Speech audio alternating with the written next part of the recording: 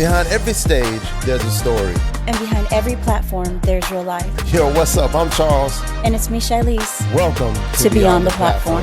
This podcast is all about the in-between moments, like faith, family, relationships, and what it really looks like to follow Jesus every day. Yo, we're keeping it real, we're keeping it honest, and always rooted in our values to love God, love people, and build the kingdom. So whether you're driving, working out, or just taking a minute to breathe, we're so glad you're here. Let's go. Beyond the Platform. What's up, everybody? Yo, I am so excited, babe. Like, when I think about the nerves, I think about all of the things, all man. The nerves. All the nerves. It just goes out of the window when I'm talking to you. I am so happy, so excited that we are here doing this podcast together.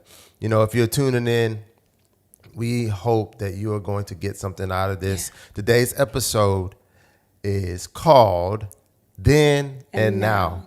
You know, so we wanted to start with a little introduction of who we are, a little bit about ourselves, and we'll dive into that. So my name is Charles. This is my beautiful wife, Shilese. If you don't know, guys. Man, I'm a lucky man. Stop. So, babe, you ready to get into this? Sure. I've actually always wanted to interview people. And as I was growing up, I used to watch the show Ricky Lake. I'm telling my age. So telling your age. For sure. So I guess I'm going to interview a little bit. Is that okay? Hey, listen, I am an open book, and I'm ready to go. Okay. That's the way. So in our relationship, we've been together actually 20 years, married 20 years, together, going to be 21 years on the 13th of August. Do you remember that, babe? Absolutely, I remember. So that's been definitely a long time, but we've always been in the spotlight. Yeah. You actually have been in the spotlight longer than me, being a PK kid. Is it true what they say about PK kids? Oh, everything. I mean, the bad stuff. Listen, absolutely. It is true. Those that are watching, it's true. At least true for me. I wasn't necessarily a bad kid, but I was mischievous. I got into a lot of stuff that I probably shouldn't have got into. So yeah, PK kids, what they say, and yeah, it's true. So is it because of the spotlight that's on you? That's a good question, babe. I mean, there is a lot of spotlight, and I don't think that pastors' kids or PK kids that's the nickname that we give that they give us, but I don't think that they get the grace. We're all human. Yeah. You know, at the end of the day, and that's why we wanted to come on and talk about this. I can really personally relate to it because we have always been in the spotlight. So any mistake as a child that we made, it was magnified. I mean, my brother, you know, I have a brother. It's we're two siblings. We lost a sister, but we grew up together. Very close knit family. My father has always been a role model for me, but at the same time, I was looking to bend the every rules. Rule. Yeah, absolutely. Absolutely every rule. I'm sure because we actually have one child that bends every rule, and I think he got that from you. Which one? It's probably not your Cadence. No, Cadence. It's no favorites. Cadence is a rule follower, and that was me growing up. Yeah. Well, tell me like about you. Like I love the fact that these questions that it sparks memories, but like, you know, your parents, did you grow up in church? Some of these churches, absolutely. My dad was an evangelist, so we went to different churches and different places. Just, it always seemed like there was never a stranger that he met. We've always had different people in our home. So yeah, I definitely grew up in ministry, but the pressure was a lot because whatever everybody else did, we weren't allowed to do. Couldn't go to parties, nope, couldn't go to the club. Couldn't watch certain TV shows. Ooh. Yeah, that sucked. Yo, I would never forget, like when you talking about TV shows, like we couldn't watch Smurfs, MTV, you know, BET, After Dark. I snuck in. You used to sneak and watch it? I snuck and watched it a couple times. It's horrible. Yeah, if anybody know what I'm talking about, say amen. No, listen, but it's real. And I think sometimes for me growing up, it was so strict. Yeah. And, you know, being a pastor now, doing some amazing things, I think that a lot of times we are pressed with rules and relationship and not relationship. Yeah. And so I love the fact that now, you know, gosh, 44 years in age now, that I really have established a relationship with Christ. And I hope to do the same with my kids. Right. Not that there's not rules, but there's relationship that goes beyond what we deem religion and rules that makes, when I tell you to do something, it's not that I'm telling you not to do it because I want to hurt you. It's actually because I love you. Right. And that's what Jesus does for us. He loves us, so he cautions us, and he warns us on what to do and how to live. So yeah. So I think for me and for Alani in particular, she loves going to church, and it's not. I remember going to church, and it was almost like force. One, because it was boring. Two, because the songs were whack. Ooh. Three, because it was in Spanish. Like, that was hard in itself. But many people don't know my wife is, I'm going to get it right, Dominican and Puerto Rican. Yes, and so that's, I get the best of both worlds, especially the food. When you talk about growing up in church, like, I don't know about your parents, but I had to sit in the front row. Yeah. The front row. That's so bad. going to sleep wasn't an option. My dad was like, hey, sit up there and take notes. And it's amazing that I think about it now, and I look at life and how it has been shaped. It's actually shaped who I am it's today. helped. I feel like just watching how you are and how in tune you are with certain things, I can tell that, it was imparted into you very, very early. Y'all heard that? Just a little plug. She just esteemed her husband, wives. If you're dating, if you're looking, if you're listening to this, I'm talking to you. You need to do what she just did, because right now I could take over the world. I could take over the world, man. Don't try. Yeah. So growing up, it was definitely the spotlight, and that's part of where I can really speak to what that feels like and what that is. I had to sit in the front seat, as I was saying before, and take notes. Falling asleep was not an option. It's funny you talked about boring. Yeah. But for me, this is bad. If you're listening to this, don't judge me. I literally would find someone in the church to mimic. That's horrible. I would find someone, they call it catching the Holy Ghost. I don't know if you heard about that. Yeah, and I would go home and I would practice, Sister Nadine, God bless her soul. You cannot say names on this. Hey. Is Sister Nadine still alive? No, I don't even know. That's just a fictitious name. I don't even know. Okay. But Yeah. we would literally, you look for that entertainment because it was boring. Yeah. It was boring, but it wasn't boring to us because as you know, your husband has a serious imagination. Yes. And so my imagination would go wild, I bet.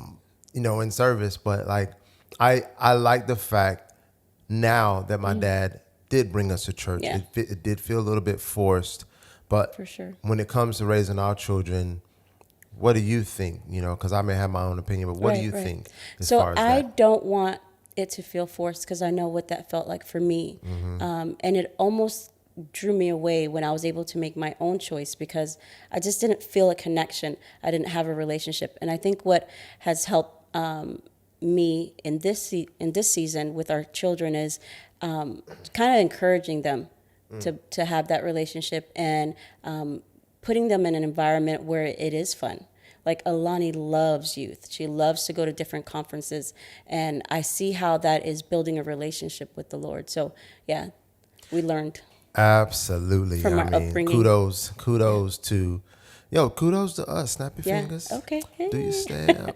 No, I think it's amazing because I didn't fall in love with God very quickly. Although I was in church and knew about church, I didn't have my own relationship with Christ at a very young age. Like I see those things just were not around, conferences, kids conferences where you see, 10, 20,000 youth in one place worshiping God. That just wasn't around. Babe, do you remember when Kirk Franklin first came out and he was the devil?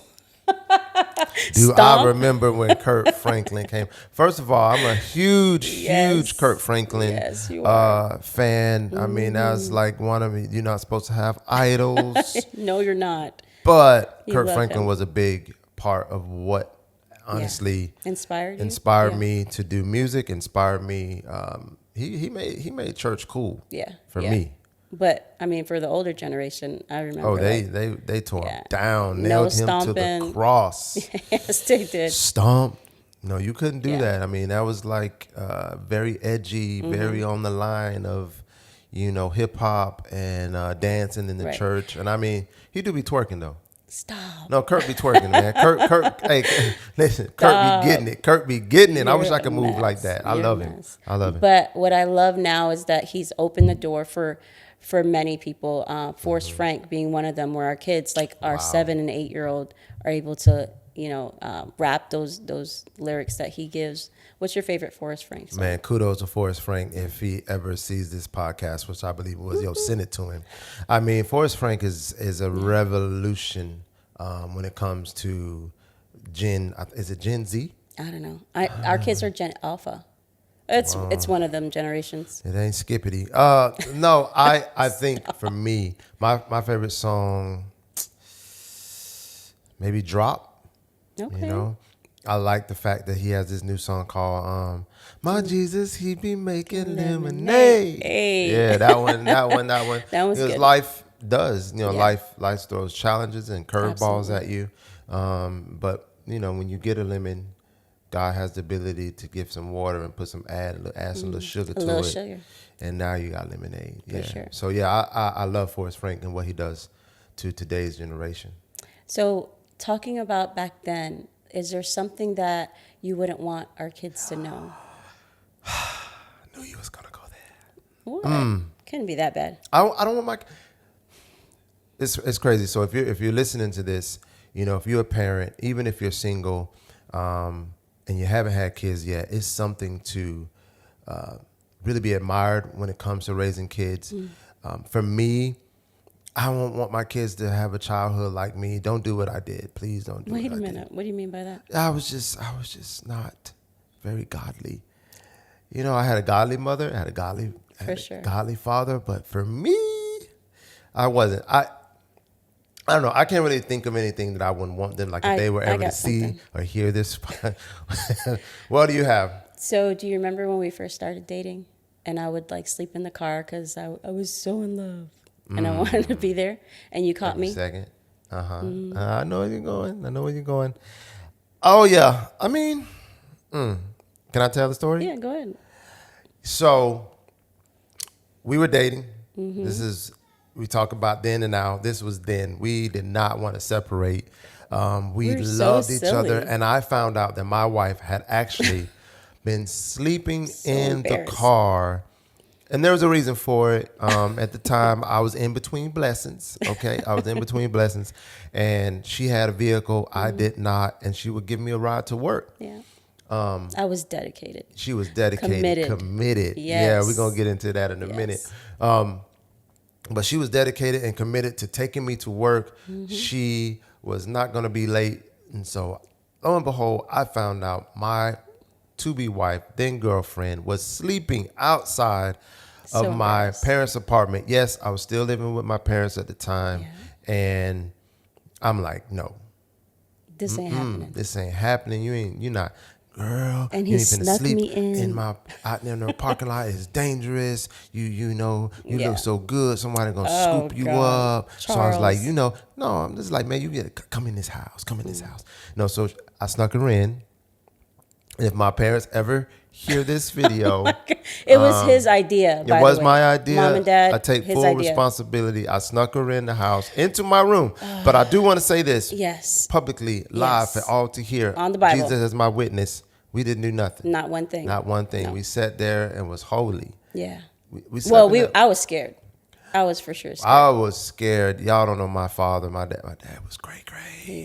He was crazy. And so, long story short, my dad, out of all, he never comes in my room. Wait, before you tell that part, did you find out then how quickly I can fall asleep? Oh man, I should have known. I should have known. I should have known. Like my ebonics coming out.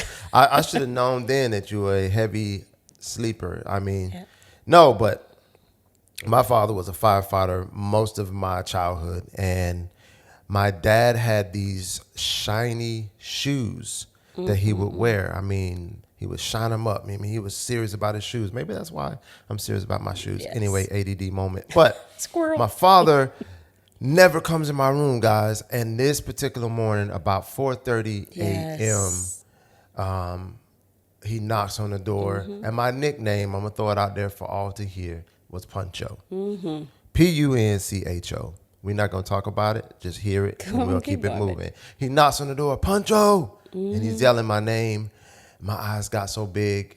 I was like, oh, my God. The worst. What do we do? Oh, you was committed. You was committed. I didn't have you no was choice. Committed. You froze. I mean, you literally turned into a statue. And it just froze, and I'm like, he's gonna come in. What do we do? Get under the bed. I don't know what to do. I just like, don't move. So I'm not opening the door. So anyway, He kept God knocking. is true to His word. He said He will make a way Of escape. of escape. And He's like, my shoes in there. I'm like, no, them shoes not in here. The shoes are not in here. Anyway, he ended up finding his shoes. Thank the Lord. And went to work, and we escaped. Yeah. Now he knows. The cool thing, that was then, this is now. Yeah, and so for if my sure. kids are watching this video and they ever hear it, just know I have surveillance. We sure this do. is before surveillance. Yeah. No we home got security. cameras. We got cameras, so it ain't gonna be none of that. That was before cameras and surveillance then, But like, no, I look at it and I thank God, one, that I had a heart to protect you. That's my excuse. Right. You're protecting me. Yeah. But yeah, I'm glad he never, to this day, Dad, We're sorry. we're sorry. But as you were saying something, I think I actually said it, that I was committed. Yeah. And I Yeah. think, at that moment and till now, then and now, 20 Yo. years commitment. That's a huge word. This generation does not like to commit. No. And that was, if you want to write this down, commitment. Why do you think they don't want to commit? Commitment. There's a fear. There's this word, I can't remember. FOMO. There Fear it is. of missing out. Fear of missing out. There's a fear of missing out that if I commit, it could be anything. It could be starting a business. It could be dating. It could be while you're raising kids. All these different things that we do in life, a failure to commit to them almost sets you up to fail.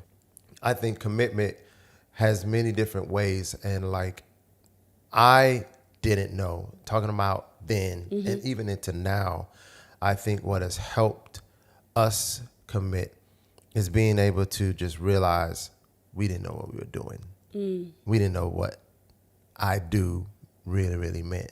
Right. So like, that poses a question for me. Can I sit in the interview seat? Yeah, go ahead. So thinking about commitment, a lot of people say I hear this a lot. The grass is greener on the other side. Yeah, until they step and poop. Ooh, till you step in it. And if you could say, what has helped you when we met, going all the way back, what has helped you stay committed to this crazy, innovative, always doing something type of guy? Always what a makes good you? idea. Yeah, what made you commit? I think what's helped me stay committed is, first, I've seen it. I've seen it in my parents. They've been married, or they were married until my father passed away. I'm gonna say 30 years. Yeah. So I've seen that it was an example for me. Another thing I think that has helped me with commitment is my patience. I have lots of patience, and I like to see things through. Yeah. And God, He's No, and so much so that you commit so much, even when it's bad. Yeah, even for when sure. it has taken a turn for the worse. My wife, and I'm not bragging, but I am bragging. Stop. Yo, she will take a bad situation, like lights can be cut off. Yes, lights can be cut off. They Car have can be repoed. Oh my God, she's still there, and it's like, man, how can you? And you'll take those things and find the good. That's what I love about you. You'll find the good in every situation and stay committed. And she'll say things like, "It's okay. Yeah. Don't worry about it. We'll get another car." And I'm like, "But I like that one." I think it's important to know that seasons don't last always. Yeah. That has been like my motto all my life. Yeah. And even with like you were saying, the grass isn't greener. I think there's seasons of that as well, because for us, here in Florida, it's super hot. Super hot. And your grass can get burnt at any point. But you know how your husband is Oh about my his God. grass. He's out there with scissors just cutting Let stuff me tell you, up. can I tell him a story? Go ahead. So, I would go to Lowe's and spend $30 a bag on this stuff called Scott's Weed and Feed. I'm not doing a plug for Scott's, but yo, they If you hear us. got it popping, man. They could take that grass Yeah. and turn it back green. But the process in that is that you have to have the dirt. Yeah. And you have to have the water. And the thing with relationships and what we have is that we can't water ourselves. God has to rain on us. Right. And I think when people say, oh, grass is greener on the other side, they don't really realize that they're looking at the green grass, but everybody has dirt. Yeah. There's And behind the I can scenes. speak for me. If you're listening to this podcast, I'm not on this podcast saying I'm perfect. No. I have dirt. And I really want to say another word, but it wouldn't be the Christian thing to say, but everybody has Bless it. God. Everybody has it. And not only does God use the dirt in our lives, Yeah. but he takes the manure and allows it to fertilize us. And I thank God for the times that we could have said, hey, I'm done. Yeah. The times, look, if you're listening to this right now and you're facing a bad time, or you're facing some dirt, or you're facing some things that don't feel good, don't smell good, stay committed, because trouble don't last always. And I can attest to that. I can feel his presence in that, because we've been through some hard times. Yeah. And in this podcast, man, we want to share not only some of our victories, but some of our weakest and most vulnerable moments. Yeah. And we We've had stay lots. committed. Yeah. We've had lots of those. Well, I got one more question Okay. before we get out of here. Okay. Before we get up out of here. Walking with you 20 years, right? Mm-hmm. It's been amazing, especially last year. Yeah. Well, we've been married 20 years, and I can say the best year of our marriage has been this last year. Oh, man. I mean, it took 20 years to get to this. To get it right. Yo, so if you're on year 5, keep going. Stay committed, baby. Stay Keep committed. going, Write it yes. down. Stay committed. Yes. No, but walking back, what is something, or maybe it's a mistake if I would phrase it like this. What if it's a mistake that you feel that you made 20 years in the making, but if we talking about then and now, if you could go back and fix a mistake? I would say it would be getting married to you. Oh, wait a minute. But let me Wait a explain. minute. Let me explain. Well, you can listen in on the next episode about Yo, that. Yeah. that was a bombshell. Of course, I kind of knew she was going to say that, but let us explain. Yeah. You want to tune in to episode 2 so you can find out what we truly mean by that. And it's powerful. I hope that this has blessed you. I hope that this has spoke to you. One thing we want to leave with you is that God makes no mistakes, and he is with you. Can I pray? Sure. Father, I thank you for every person, that one person that is listening to this podcast, that are looking for hope, looking for healing, that they will find it in you. God, it is not the commitments to our jobs, the commitments to even our spouses, and the commitments to the everyday hustle and bustle. It is truly a commitment to serving you that we find in you. We have our life, we have our being. It's because of you, Father, that we can go through life, go through struggles, and still be committed, because you said that you will never leave us nor forsake us. So God, I just thank you for being faithful. I thank you for this podcast. And until next time, we love you. We'll see you next week. Lord Jesus, Let's amen. go beyond Bye, the guys. platform.